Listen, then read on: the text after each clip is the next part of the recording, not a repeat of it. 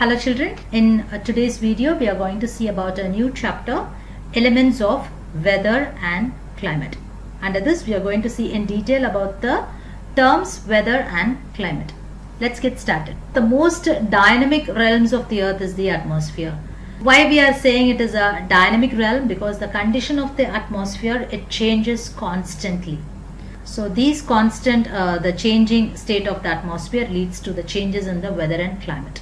The weather and climate, they are influenced by certain elements. They are the temperature, atmospheric pressure, humidity and rainfall.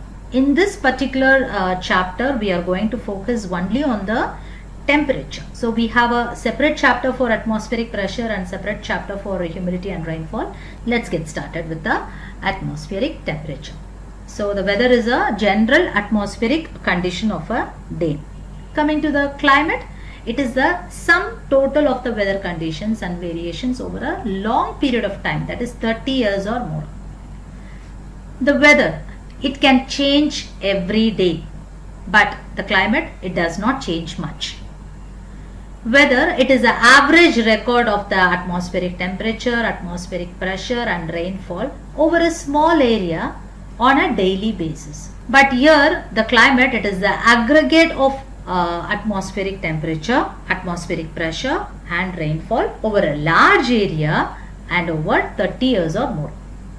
Here the weather is described as hot, cold, sunny, windy, calm, dry, wet, etc. The climate is described as equable, extreme, tropical, temperate, etc. Now we'll see about the atmospheric temperature. So the two terms we are going to see, one is heat and one is temperature. What is heat? Heat, it is a form of energy. What is temperature? The temperature indicates the hotness or the coldness of a substance. Now see, for example, you are heating this the vessel which is having the water. Okay, so what happens when you heat a body? The temperature of the water, it rises, it increases and it becomes hot. So here in this chapter, the temperature, we are referring to the atmospheric temperature. So this atmospheric temperature, there are both the diurnal and the seasonal changes. The diurnal changes are the daily changes. And you can also notice there is a significant difference in temperature between day and night. Day temperature will be high and the night temperature will be low. Okay, there is a difference. There are also difference in temperature between one season to another season. In summer we experience the intense heat, and in the winter we don't feel that much heat because there is a difference in temperature. It also varies along the latitudes. So latitudes play a major role. All these points we are going to discuss in detail in this chapter. The first and foremost, we'll see about the term insolation. So what happened? The heat energy radiated from the outer surface of the sun, it reaches the earth. Okay, from the outer surface of the sun, it reaches the earth and hits it.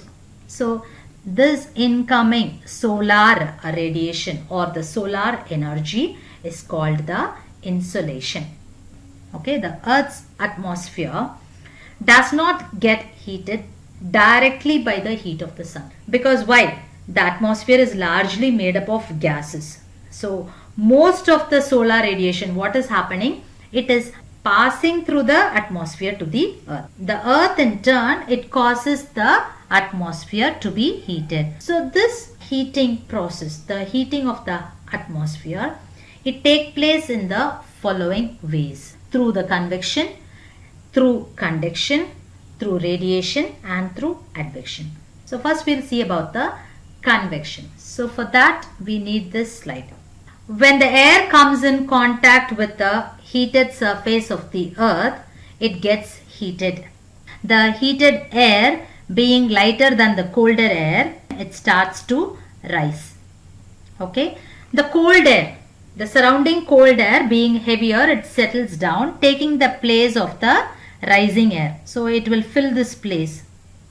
Okay, now what happens? This warm air which is rising, when it reaches a certain height, it becomes cold and heavy, once more it starts to sink. Okay, it is cold now, it is moving horizontally and it is heavy and it sinks.